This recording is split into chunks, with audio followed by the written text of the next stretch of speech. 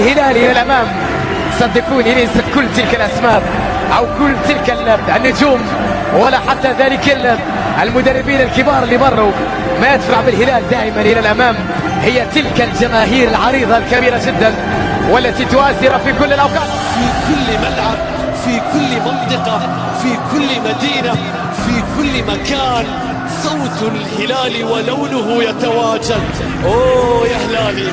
الهلال خلف شعبية جاية، خلف أمة هلالية تعشق فريقها وهي خلف طوال سنوات.